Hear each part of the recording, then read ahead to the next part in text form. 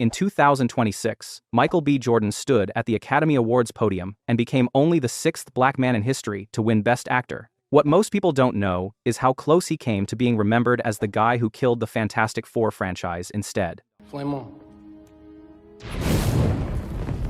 These are 13 roles that tell the real story, the brutal physical preparation, the films that bombed, the characters that sent him to therapy, and the slow, grinding climb that turned a kid from Newark, New Jersey into one of the most decorated actors of his generation. Hardball, 2001, was the year Michael B. Jordan landed his first real film role, selected from hundreds of young auditionees to play Jamal in Hardball, a sports drama built around Keanu Reeves as a gambling addict coerced into coaching a struggling inner-city youth baseball team in Chicago.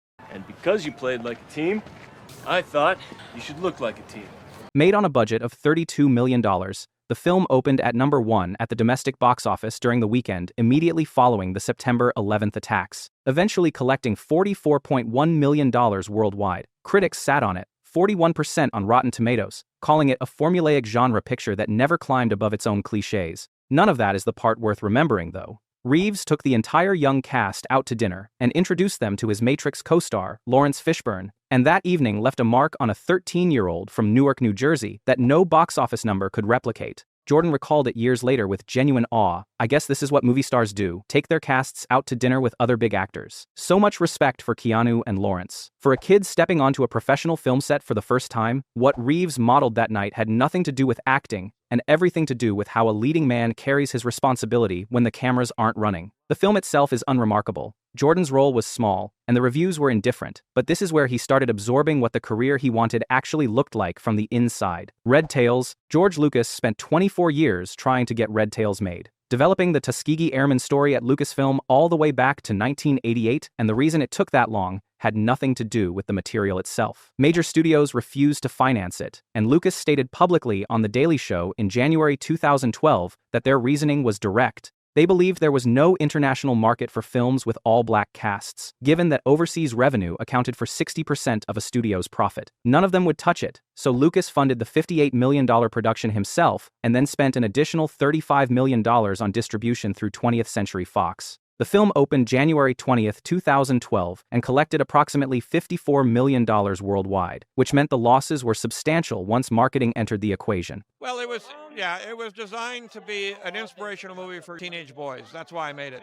It's a film about heroes, not about victims. Critics settled at 35% on Rotten Tomatoes, citing a cliché-ridden script, pointless romantic subplots, and an over-reliance on computer-generated aerial combat that kept the film from ever feeling grounded. Jordan played Flight Officer Maurice "Bumps" Wilson in a supporting capacity, appearing primarily in the film's final act, and the performance didn't push his trajectory forward in any measurable way. What Red Tails demonstrated, only in hindsight, is that Jordan was willing to show up for films that carried cultural weight even when the commercial rewards weren't there. The story of Lucas fighting Hollywood gatekeeping to distribute an all-black cast film would find a much louder echo 6 years later, when a project called Black Panther opened to $250 million in a single weekend. Chronicle. 3 weeks after Red Tails closed, Jordan was back in theaters with a completely different kind of film, and this time, audiences showed up in numbers nobody at 20th Century Fox had anticipated. Chronicle is a found-footage science fiction thriller directed by Josh Trank about 3 high school students who stumble into a mysterious cave and emerge with telekinetic powers. Boys, please tell us what's going on here. Oh, that is definitely some supernatural shit going on here. Jordan played Steve Montgomery, the popular, charismatic, morally centered one of the trio, and the moment he read the script, he called his manager directly. "Listen, I've got to get in on this." Production shot primarily in Cape Town, South Africa on a budget somewhere between $12 and $15 million, with Trank requiring Jordan, Dane DeHaan, and Alex Russell to live together in a house for 15 days before filming began, in order to build genuine on-screen chemistry. Trank pushed improvisation throughout, and Jordan's Steve subverted every expectation of the popular high school jock. Empathetic, protective, and warm in a way that made his sudden death midway through the film feel like the floor dropping out.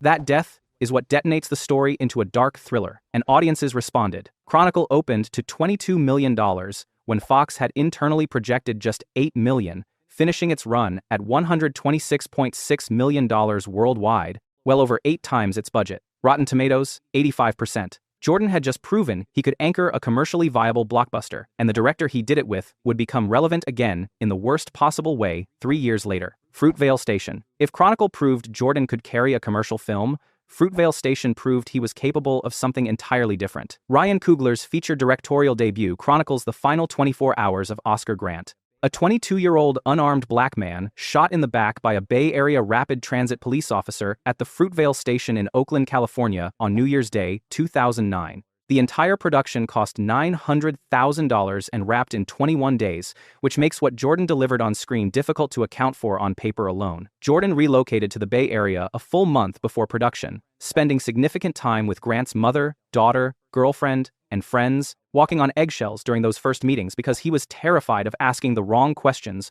or reopening wounds that hadn't healed. His script was covered in tears from repeated read-throughs. The weight of what he was carrying for Grant's young daughter, Tatiana, sat with him constantly. This is going to be the realest thing for her, so it's tough, Jordan admitted. The film swept Sundance in 2013, winning both the Grand Jury Prize and the Audience Award, then won Best First Film at Cannes, and ultimately grossed $17.4 million worldwide on that $900,000 budget, roughly 19 times its cost. Rotten Tomatoes, 94%. Todd McCarthy of The Hollywood Reporter compared Jordan's raw performance to that of a young Denzel Washington. She a snitch too. Fuck you say about my moms, bruh? Fuck you and this bitch. Yeah, you talking real tough in here with these guards. I'm gonna see your bitch ass on the outside, bruh. And Coogler put it plainly, as soon as you put the camera on him, you just naturally care about the guy. That partnership had just begun, and the industry was about to find out what it was capable of. Fantastic Four. Hot off Fruitvale Station, Jordan reunited with Josh Trank for what was positioned as a major franchise launch, and what followed was one of the most spectacular collapses in modern superhero cinema. Fantastic Four cast Jordan as Johnny Storm, the Human Torch, a character depicted as white in the original Marvel comics, and the racist backlash from a vocal section of internet fandom arrived immediately and severely. Trank began receiving death threats through IMDb message boards, and Jordan responded with an op-ed for Entertainment Weekly titled, "Why I'm Torching the Color Line," telling detractors directly, "Get your head out of the computer. Go outside and walk around, look at the people walking next to you, and just understand, this is the world we live in. It's okay to like it." The racial controversy was only the beginning of what went wrong. Fox executives dismantled Trank's cut through forced reshoots, the creative relationship between the director and the studio deteriorated completely, and the night before the film opened, Trank tweeted, "A year ago I had a fantastic version of this, and it would have received great reviews. You'll probably never see it." That's reality though. Industry analysts put the cost of that single tweet at approximately $10 million in opening weekend revenue. Against a $120 million budget, the film collected $56 million domestically, and Rotten Tomatoes landed at 9%. Jordan later reflected, "I stand by anything I get in front of, but so many things come into place with a film that makes it successful or not, and a lot of it is outside the actor's control. What nobody expected was how quickly he would make all of it irrelevant." Creed. Just 3 months after Fantastic Four hit theaters, Coogler released Creed on November 25, 2015, a date chosen deliberately to land on the 40th anniversary of the opening scene in the original Rocky. Metro-Goldwyn-Mayer had hired Coogler back in 2013 to develop the spin-off, and Jordan was attached from the beginning to play Adonis Johnson, the illegitimate son of the late Apollo Creed, a fighter with everything to prove, and a name he'd spent his entire life either running from or running toward. I gotta prove it. Prove what? I'm not a mistake. Making Adonis believable required more than a year of preparation with trainer Corey Calliot before a single frame rolled. 6 regimented meals a day, built around egg whites, lean protein, and precise carbohydrate cycling, formed the nutritional foundation. During production, Jordan refused a body double on every fight sequence, absorbing real punishment throughout the shoot, getting bloodied, bruised, and dizzy with regularity, and at one point taking an actual knockout that Stallone reportedly told him was practically a rite of passage on Rocky films. $174 million worldwide on a $35 million budget and 95% on Rotten Tomatoes were the results. Stallone walked away with a Golden Globe win and an Academy Award nomination for Best Supporting Actor. Jordan collected nothing from the Academy, and omission critics have relitigated consistently in the years since, but what Creed actually delivered was more durable than any award. Confirmation that Jordan could carry a major studio franchise entirely on his own, without any asterisks. Black Panther. Black Panther was the 18th film in the Marvel Cinematic Universe, built on a $200 million budget, and Coogler placed Jordan at the center of it as Eric Killmonger Stevens, an exiled Wakandan raised in the poverty of Oakland, California, who returns to overthrow King T'Challa and turn Wakanda's technology into a weapon against global racial oppression. To physically separate Killmonger from Adonis Creed, Caliot scrapped the boxing regimen entirely and shifted to traditional bodybuilding, packing on massive, intimidating muscle while capping cardio at 25 to 30 minutes daily to preserve lean mass. The physical side of it was the simpler half. Jordan isolated himself from family and friends throughout production to simulate Killmonger's loneliness, and he kept a Killmonger diary to sustain the character's worldview on a daily basis.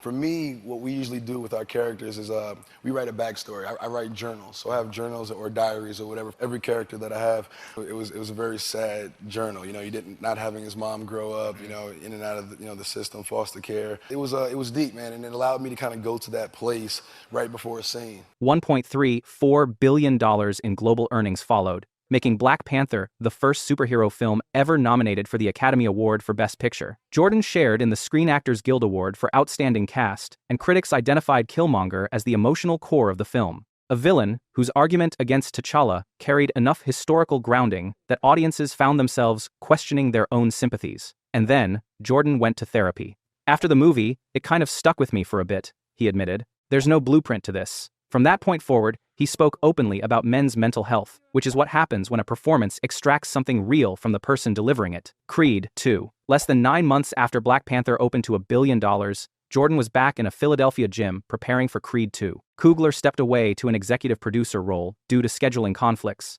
and the directorial chair went to Stephen Capel Jr., a University of Southern California Film School alumnus who built the story around Stallone's screenplay, a legacy sequel to Rocky IV positioning Adonis Creed against Victor Drago, the son of the man who killed Adonis's father in the ring 33 years earlier.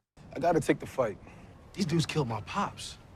Can't let that slide. Filming ran through Philadelphia from March to June of 2018, and Caliot's training structure during that stretch was precise. Mornings opened with cardio, boxing mitt work ran from 10 in the morning through 2 in the afternoon at Sweat Fitness, script table reads followed in the afternoon, and heavy weightlifting finished the evenings. Against a $50 million budget, the film collected $214.1 million worldwide, and Rotten Tomatoes registered 83%, with critics noting the story's predictability while giving genuine credit to the performances and the emotional development of both family lines. What wasn't discussed at the time was what was ending quietly. Stallone confirmed on Instagram after the film's release that Rocky Balboa was retired, marking his final appearance in the franchise he had built over 4 decades. The property that had always needed Rocky as its anchor now belonged entirely to Jordan, and the next film would require him to direct it himself. Just Mercy. 2019 brought Jordan back to the kind of material that had made his reputation before the franchise work took over. Just Mercy, directed by Destin Daniel Cretton, tells the true story of Brian Stevenson, a Harvard law graduate who relocated to Alabama after graduation to defend wrongly condemned black prisoners on death row, with the central focus on his fight to exonerate Walter McMillian, an innocent man sitting on death row for a murder he did not commit. Was the testimony that you gave at Walter McMillian's trial true? No, sir. Not at all. Order, please. Jordan co-produced the film under his Outlier Society banner and spent significant time working directly with the real Stevenson, studying the specific mechanics of how Stevenson moved and carried himself inside courtrooms. Stevenson had one request for the production, the one area where we don't have to be authentic. You can keep the Black Panther Creed body when you play me. I don't need you to go on a lawyer diet. Against a $25 million budget, the film earned $50.9 million worldwide, collected an A+ cinema score and a 99% audience score on Rotten Tomatoes, and earned Jordan and Jamie Foxx both NAACP Image Awards. Critics settled at 83%, and more than one reviewer noted the script's core limitation. Stevenson was written so flawlessly noble that Jordan was left communicating his character's suppressed grief and rage almost entirely through his eyes and physical posture rather than dialogue. That observation was framed as a critique of the screenplay but functioned as one of the more backhanded compliments a performer can receive, an acknowledgement that the actor was operating well above the level of the material given to him. Tom Clancy's Without Remorse. April 30, 2021, was when Jordan made his most direct attempt at launching a military espionage franchise, and Tom Clancy's Without Remorse arrived carrying over 2 decades of Hollywood development history. The 1993 Tom Clancy novel had cycled through multiple versions since the 90s. Keanu Reeves turned down the lead in 1994, and Tom Hardy had been in talks as recently as 2012. Jordan was officially attached as John Kelly in September 2018, with Taylor Sheridan brought in to rewrite the script. Training for the role introduced something new into Jordan and Caliet's collaboration. CrossFit entered the regimen for the first time, and because the part demanded sustained high-octane physical performance alongside underwater military training sequences, Caliet shifted to carb cycling rather than aesthetic cutting to prioritize endurance. Filming started in Berlin in October 2019 and wrapped in October 2020. Originally scheduled for a Paramount Pictures theatrical release, repeated COVID delays eventually pushed the studio to sell the distribution rights to Amazon, which released the film on Prime Video. Critics registered 42% on Rotten Tomatoes, noting the script had stripped the source material of its edge, and several reviews pointed out that while Jordan handled grief and rage convincingly on screen, the quieter expository passages exposed a limitation in his range at that point in his career. The sequel, Rainbow Six, remains in development with Chad Stahelski attached as director, and Jordan's investment in the character of John Clark has not disappeared. The project just hasn't fully materialized yet. A Journal for Jordan. Later in 2021, Jordan starred in the biggest commercial failure of his leading man career, and the film that returned $6.7 million against a $25 million budget turned out to be one of the more valuable experiences he'd had on a set. A Journal for Jordan, directed by Denzel Washington, tells the true story of First Sergeant Charles Monroe King, a soldier deployed to Iraq who kept a journal of life lessons and love letters for his infant son before being killed in action.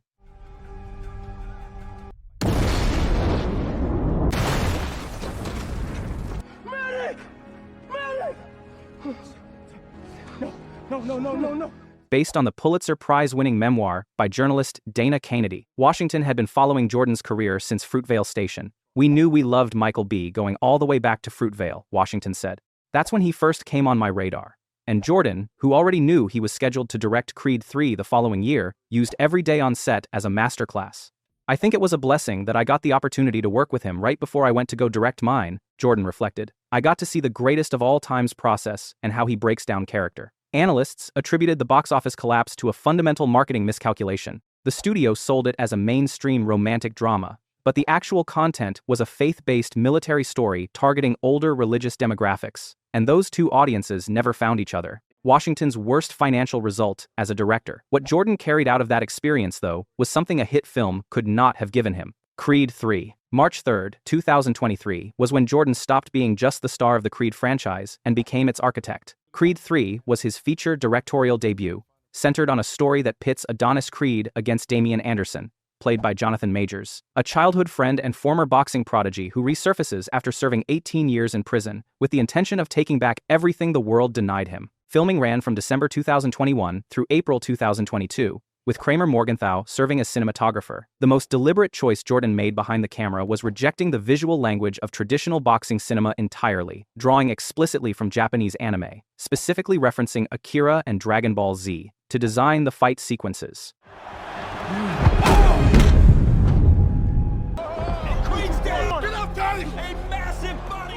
The goal was to use anime's subjective, emotionally charged visual grammar to externalize the psychological state of each fighter rather than simply documenting the physical exchange. That creative swing landed cleanly. An opening weekend of $58.7 million made Creed 3 the largest opening for a sports film in cinematic history, and the worldwide gross of $276.1 million made it the highest-earning film in the entire franchise. Rotten Tomatoes, 88%. Stallone's absence, the product of a public dispute over franchise ownership, turned out not to matter to audiences at all. And then Jonathan Majors was convicted of assault in December 2023, complicating the film's legacy in ways Jordan could not have anticipated. The directorial debut itself, though, was beyond debate. Sinners. April 18, 2025, was the date Coogler and Jordan released Sinners, and the conversation around both of them shifted in a way that won't be revised. Set in 1932 in Clarksdale, Mississippi during the Jim Crow era, the film follows identical twin brothers,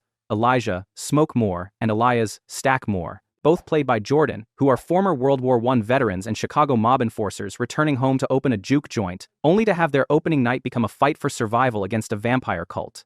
This is the way. Together, forever. And I ain't doing this shit without you. There is no me without you. What's it gonna be? The production operated under the working title Grilled Cheese to keep the supernatural elements from leaking, and Coogler named the Coen brothers inside Llewyn Davis as his primary tonal reference during development. Preparing for the dual roles required a kind of discipline Jordan hadn't attempted before. Detailed journals tracked both Smoke and Stack from their earliest moments all the way to the first page of the script, building genuinely distinct physical mannerisms and psychological identities for each character. The role also connected to something personal. Jordan's maternal ancestors had lived in Oakwood, a segregated black neighborhood in Venice Beach, California, and he visited the First Baptist Church of Venice during preparation. "It definitely connected me back to my family's history," Jordan said. "You can feel the weight when you walk into a place like this." Shot in IMAX format, the film opened to $48 million, the strongest opening weekend for an original film since Jordan Peele's Us in 2019. The final worldwide gross exceeded $366 million, against a budget of $90 to $100 million.